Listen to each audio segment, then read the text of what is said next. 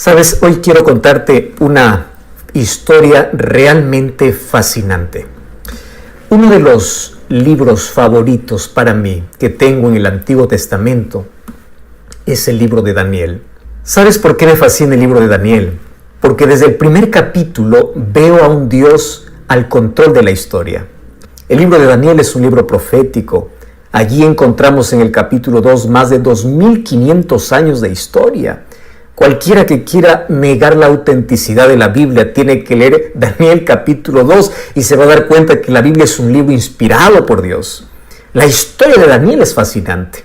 Con solo 17 años él tuvo que dejar Jerusalén e ir como esclavo para Babilonia, en una ciudad pagana e idólatra, y aun cuando no entendía todo lo que estaba sucediendo con su vida, él continuó siendo fiel a Dios. Y Daniel capítulo 1 versículo 8 dice que tomó en su corazón la determinación de no contaminarse con nada que le obligasen a separarse de su Dios. Esa decisión hizo que pueda él experimentar grandes milagros. Daniel capítulo 2 me muestra un Dios que conoce el futuro porque Él es omnisciente. Daniel capítulo 3 me muestra un Dios salvador. Daniel capítulo 4 me muestra un Dios conquistador y soberano. Daniel capítulo 3 también me muestra un Dios libertador, un Dios que acompaña a sus hijos, no importa la dura crisis que pueda pasar. Pero Daniel capítulo 4 realmente es fascinante, porque en este capítulo yo veo una cosa realmente maravillosa, y es que Dios no conoce un caso perdido. Tú ya conociste a varias personas que dijiste, esa persona no tiene remedio, esa persona no tiene salvación, esa persona está perdida. No, para Dios no existe caso perdido, a menos que el ser humano rechace siempre su gracia. Pero si es que hay la intención, el deseo, si el ser humano le permite a Dios trabajar, Dios es capaz de hacer grandes obras y grandes milagros. Y Él fue capaz de poder transformar un corazón lleno de orgullo, un corazón lleno de idolatría, un corazón perdido en la oscuridad. Un día ese corazón se iluminó con la gloria de Dios, porque Dios no conoce un caso perdido y Él trabaja por todos sus hijos porque los ama. Y el amor de Dios es inmedible, es infinito, es inefable, no hay palabras para poder describirlo. Y me emociona hablar acerca del amor de Dios, porque Él no se cansa de amar y Él no se cansa de llamar. Mientras haya gracia en el cielo, y mientras el Espíritu Santo siga trabajando aquí en la tierra a favor del ser humano, mientras los brazos de Jesús continúen abiertos, mientras el Evangelio continúe siendo predicado, Dios nunca se cansará de llamar. El problema es que a veces el ser humano aprende a jugar con la voz de Dios. ¿Y cuál es el problema? Es que cuando juegas con la voz de Dios, cuando desprecias o rechazas la voz de Dios, cada vez tu mente se va cerrando. Eso es lo que llamamos endurecimiento de corazón. Eso es lo que llamamos perder la sensibilidad. Y a veces el ser humano llega a una línea sin retorno, no porque Dios no lo ama, no porque Dios ya no le da más una oportunidad, sino porque el ser humano se hizo sordo. El ser humano rechazó tantas oportunidades que Dios le dio. Mas hoy te voy a contar la historia de un hombre en el cual Dios trabajó 35 años para poder salvarlo. Imagínate, 35 años. Daniel, cuando llegó a Babilonia, más o menos tenía 17 años. Ahora, más o menos, el profeta Daniel tiene 53 años. Y durante todo ese tiempo, Daniel fue un testimonio vivo de quién es Dios. Nabucodonosor, que era el rey más poderoso del imperio Babilonia, uno de los mayores imperios que tuvo la historia, ese rey tuvo el conocimiento de Dios gracias a Daniel.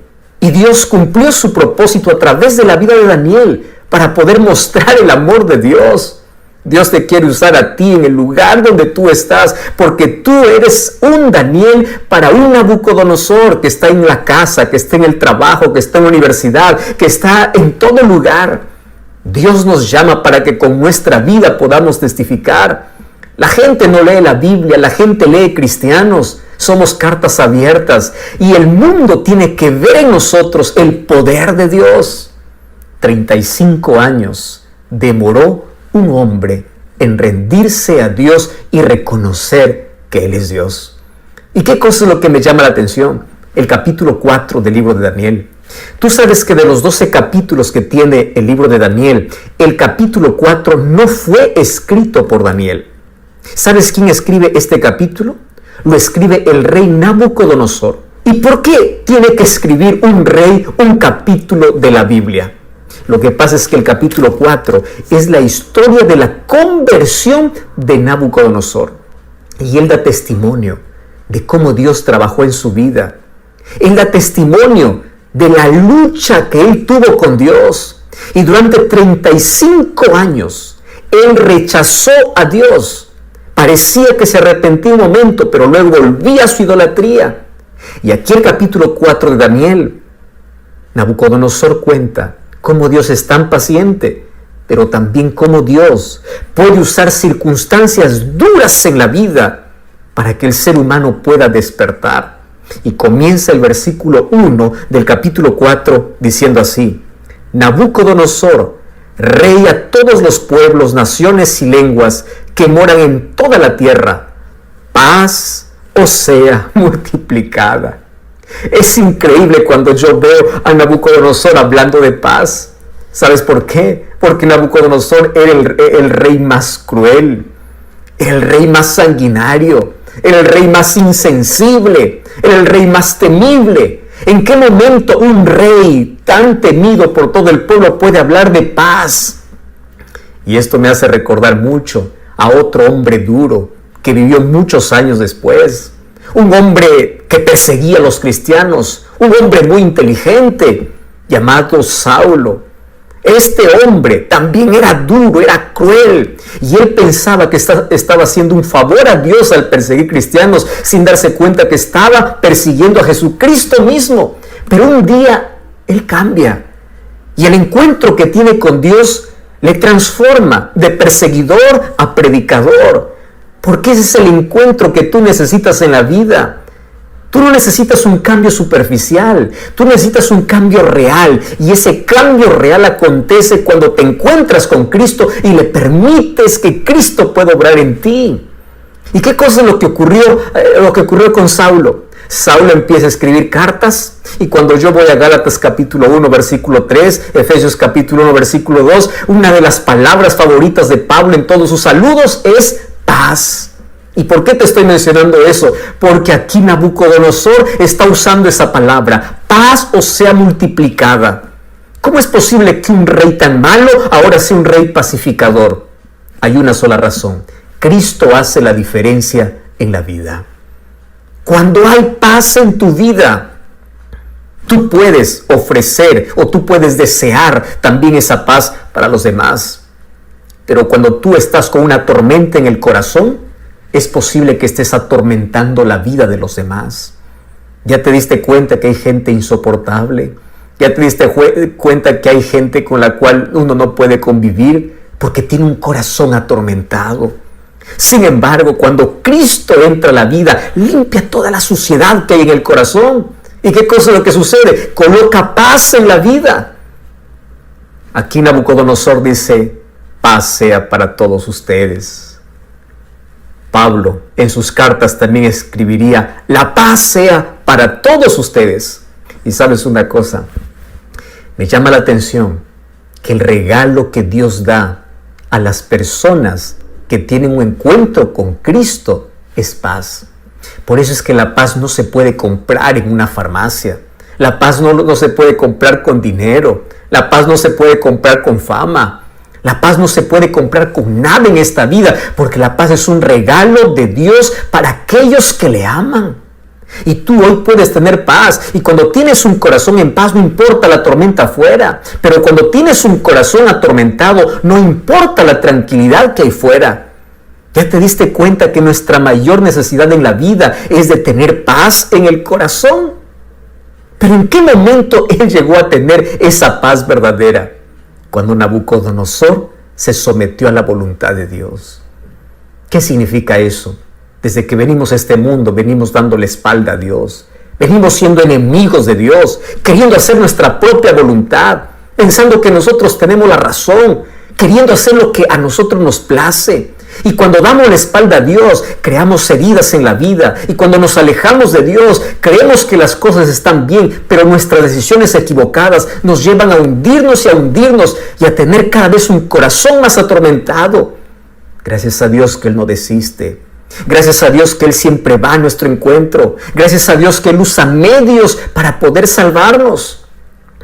Pero 35 años demoró Nabucodonosor para que pueda entender ese amor, para que pueda tener paz en el corazón.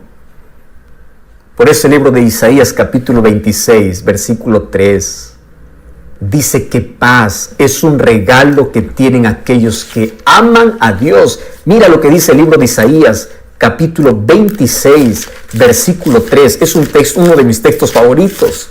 Allí el texto dice así: tú guardarás en completa paz aquel cuyo pensamiento en ti persevera, porque en ti ha confiado.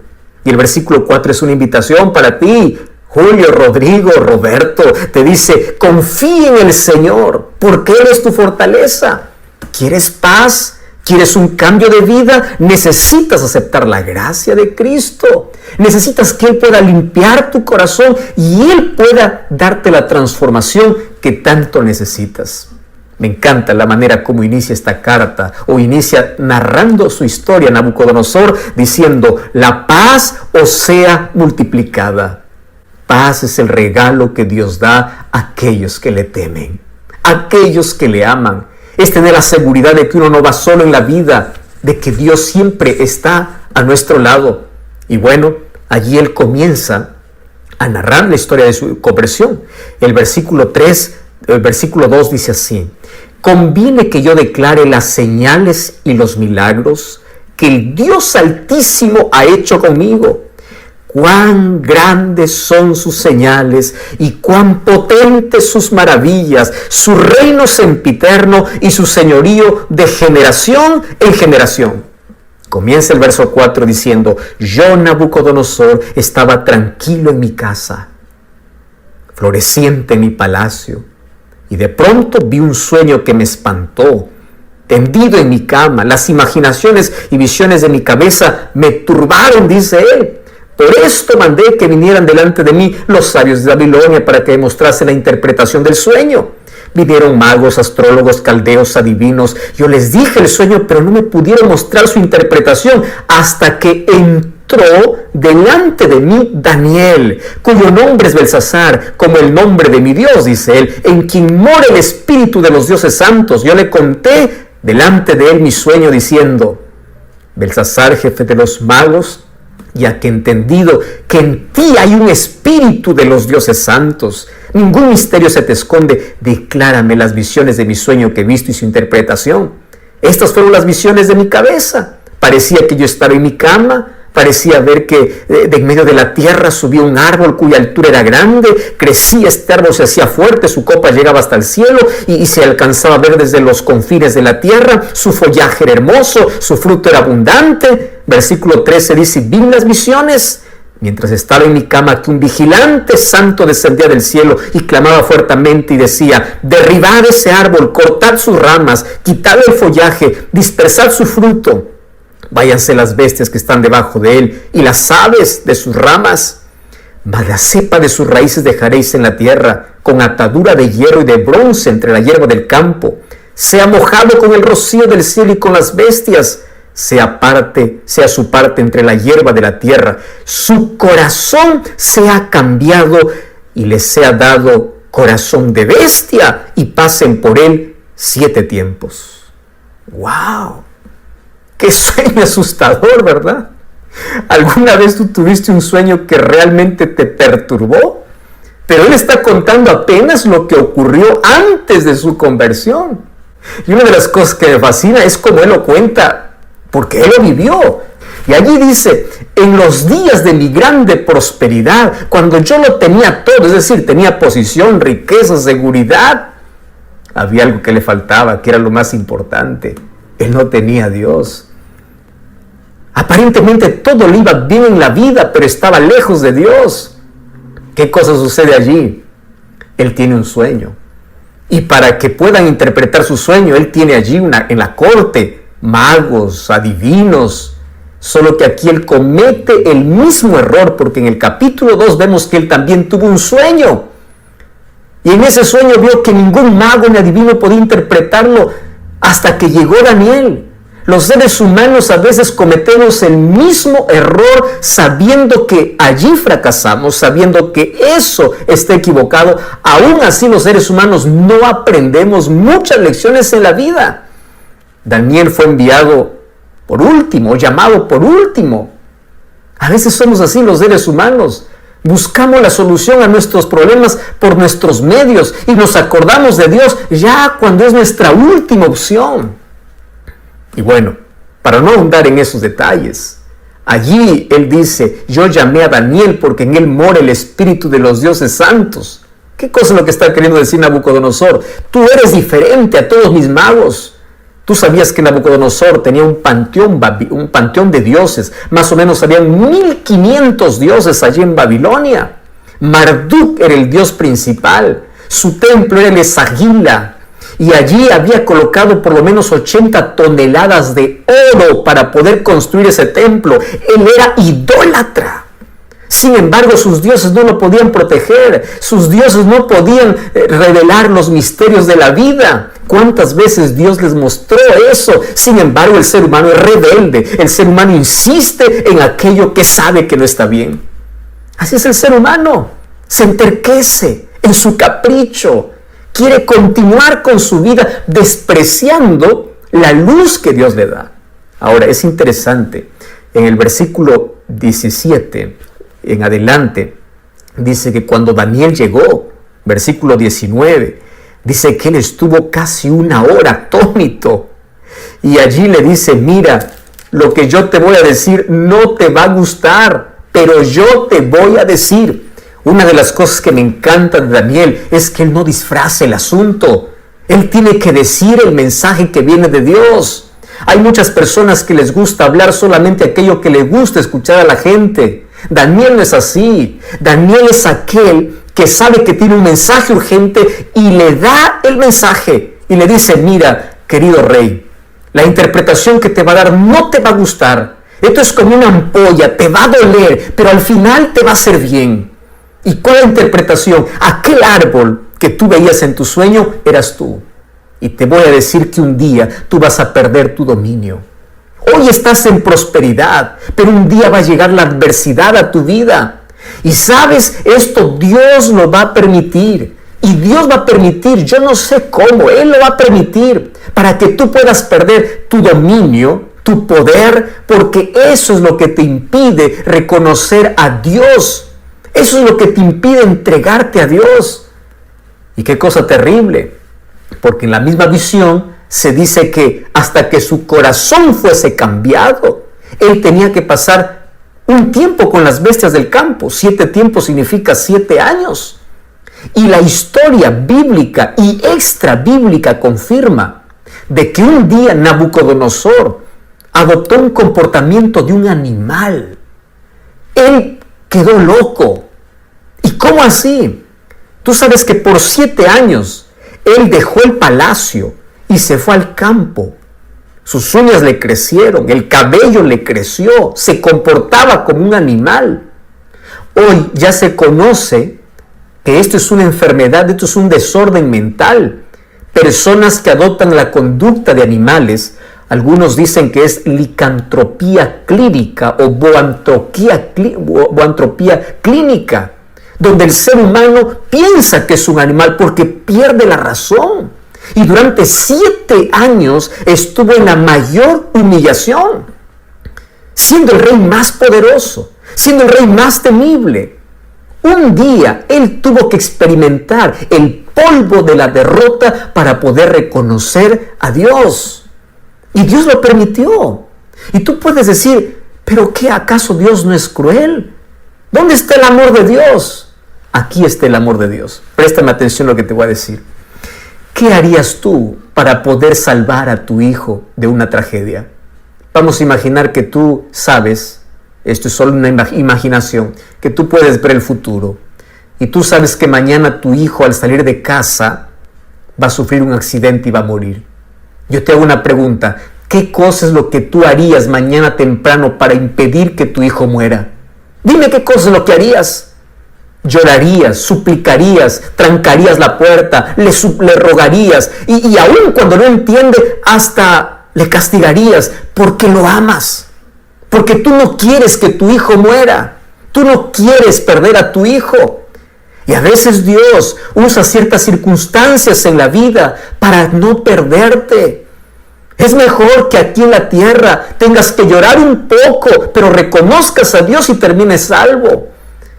No importa si aquí en la tierra a veces tengas que perder un brazo, tengas que perder la salud, tengas que perder la pierna en un accidente, tengas que perder lo que más gustas en la vida. Pero Dios lo permite porque es la única manera de poder alcanzar aquel corazón tan endurecido. Es la única manera. ¿Y qué cosa es lo que Dios permitió? Que el dolor, que la adversidad, que el sufrimiento llegara a la vida de este poderoso rey. Una de las cosas que me impresiona es que el ser humano no escucha a Dios en la tranquilidad. El ser humano escucha a Dios cuando hay dolor. El ser humano escucha a Dios cuando está perdido. Por eso es que el dolor a veces es usado como el micrófono de Dios, como el megáfono de Dios para una persona sorda, porque es la única manera de que Él pueda entender. Es en las crisis donde el ser humano sabe que es frágil y busca fortaleza y refugio en Dios. Es en el dolor que el ser humano reconoce quién es Dios. Hace algún tiempo yo estuve visitando un hospital y ahí estaba visitando a una de las hermanas de la iglesia. Ella estaba pasándolo muy mal. Estaba con una enfermedad terminal, cáncer, en la fase 3. Cuando llegué hasta donde estaba ella, yo fui preparado allí con unos versículos de la Biblia para poder animarla, para poder fortalecerla. Entré con tanto cuidado, habían otros pacientes también cerca. Le dije, yo vine aquí para orar contigo. Yo vine aquí para pedir que Dios haga un milagro. Y yo quedé sorprendido, que ella agarró mi mano y me dice, pastor, Dios ya hizo un milagro en mi vida. Y yo sé que usted ha venido para orar, para que Dios pueda restaurarme. Pero yo por favor le voy a pedir que ore para que yo pueda descansar. Y sabe una cosa, ella juntó sus manos y me dijo así, bendito cáncer, bendito cáncer, bendito cáncer. Yo quedé perplejo y yo quedé un poco angustiado. Dije, alguna cosa extraña está sucediendo aquí. ¿Cómo es que el cáncer está acabando con su vida? Y ella puede decir que el cáncer es bendito. Y luego ella me contó la siguiente historia. Pastor, yo conocí de Jesús cuando era niño, cuando era niña. Yo fui a la iglesia con mis padres. Crecí sabiendo quién es Jesús. ¿Sabe una cosa? Un día me alejé. Un día me perdí. Un día me hundí en la vida. Y nunca más quise regresar. Y mi vida estaba bien, tenía todo. Me casé con un hombre rico, tengo buena casa, tengo comodidad, tenía todo. Y yo siempre escuchaba la voz de Dios por la radio, por la televisión, escuchaba por un libro, escuchaba por un pastor. Cada vez que pasaba frente a la iglesia adventista, mi corazón remontaba a aquellos años cuando yo era niña y tenía cierta nostalgia, pero nunca tomaba la decisión de volver. Todo me iba bien en la vida. ¿Para qué necesitaba de Dios? Yo estaba bien, divirtiéndome, bien en las fiestas. ¿Cómo iba a abandonar ese placer para volver a Dios? Hasta que un día el cáncer tocó mi vida. Y cuando el cáncer tocó mi vida, yo me estremecí. Cuando fui a los primeros exámenes, dije, no puede ser. Esto va a tener solución. Voy a pagar todo lo que quiera. porque yo voy a restaurar. Y veía que esto avanzaba y avanzaba, avanzaba y avanzaba. Y un día me rendí a Dios. Y aquí en esta camilla, no importando si habían médicos o otros pacientes, yo me arrodillé y me entregué completamente a Dios y le dije: Señor, perdóname. Durante tanto tiempo me estuviste llamando. ¿Durante cuánto tiempo yo desperdicié mi vida lejos de ti? Mas ahora, por favor, perdóname, me entrego, yo vuelvo a ti. Y aquel día yo volví a Jesús. Y aquel día tomé la decisión de poder incluso nacer nuevamente a través del bautismo para el reino de Dios. Y sabe una cosa, hoy no tengo miedo a la muerte. Yo sé que estoy viviendo mis últimos días de vida. Y el único milagro que pido al Señor es que me conserve en paz hasta mi último suspiro. ¿Y sabe por qué le digo bendito cáncer? Porque gracias a este cáncer volví a Jesús. Gracias a este cáncer que despertó mi conciencia. Gracias a este problema yo pude reconocer de que estaba perdida. Si ahora muero no tengo miedo, porque yo sé que cuando Cristo regrese, me va a resucitar, me va a levantar del polvo. Pastor, ¿usted se da cuenta que hubiese pasado de mi vida si hubiese muerto sin este cáncer? Hubiese estado perdida. Por eso, bendito cáncer que tocó mi vida. Yo quedé pensando en cómo las circunstancias más adversas de la vida pueden tornarse en las mayores bendiciones cuando se trata de volver a Jesús. Yo estoy hablando para alguien que está pasando muy mal en este momento. Para alguien que lo perdió todo, para una mujer que llora por la pérdida de su hijo, para un padre que llora, para un esposo, para una esposa. Estoy hablando para personas que perdieron todo a causa de la pandemia. Estoy hablando para personas que perdieron todo, perdieron familiares, perdieron amigos, perdiste todo, de la noche a la mañana, y allí probando el polvo de la derrota y del fracaso y del dolor, levantaste tus ojos al cielo y pediste ayuda a Dios. Dios no quiere que tú sufras, pero si por amor a veces puede permitir que el dolor toque tu vida para poder despertarte, lo va a hacer, porque Él no quiere que te pierdas eternamente. Mientras Nabucodonosor era el genio político y militar, mientras su reino era poderoso, mientras su vida tenía popularidad y éxito, él no reconoció a Dios, no escuchó la voz de Dios. Porque aquellas lecciones que no aprendemos en la prosperidad, lo aprendemos en la adversidad.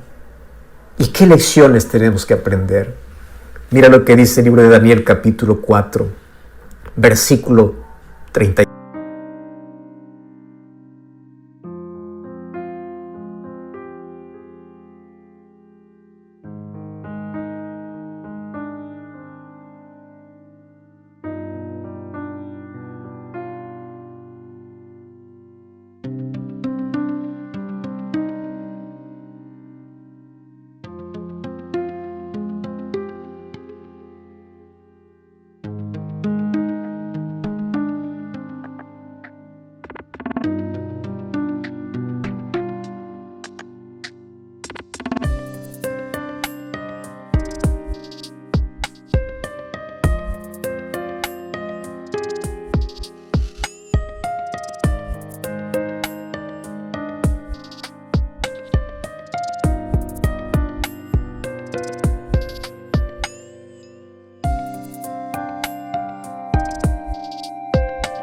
4.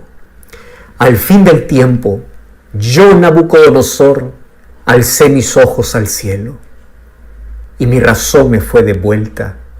Y en lugar de maldecir a Dios, mira lo que dice: bendije al Dios Altísimo, le alabé y glorifiqué al que vive para siempre, cuyo dominio es sempiterno y su reino por todas las edades.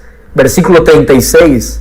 En aquel mismo tiempo mi razón me fue devuelta, mi reino, mi dignidad, mi grandeza volvieron a mí. Versículo 37. Ahora yo, Nabucodonosor, alabo y engrandezco y glorifico al Rey del cielo, porque sus obras son verdaderas, sus caminos son justos y Él puede humillar a los que andan con soberbia. Yo imagino a Nabucodonosor contando esta historia con lágrimas en los ojos. Un día yo quiero abrazar a Nabucodonosor en el cielo.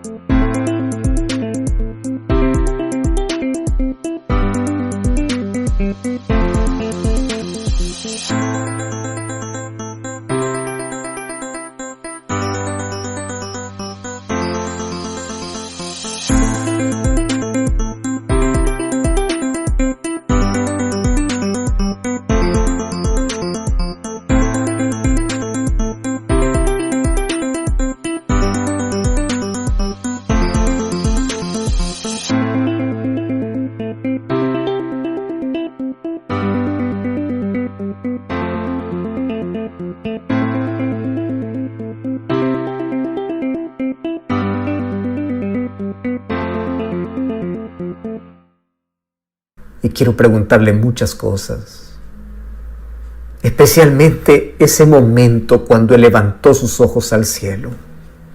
¿Sabes? Los seres humanos estamos tan entretenidos en las cosas de este mundo que nos olvidamos de nuestro Creador, nos olvidamos de nuestro Dios. El orgullo toma posesión de la vida. Los intereses personales, la riqueza y el dinero es colocado en lugar de Dios. Y sabes qué triste es cuando el ser humano da la espalda a Dios y cada vez se va hundiendo más. En el nombre de Dios, yo tengo una invitación para ti. El mensaje de hoy es: decide rendirte. Por favor, ríndete a Cristo. Tú no puedes rendirte ante la vida. Ante la vida tienes que luchar, tienes que esforzarte, tienes que sobresalir.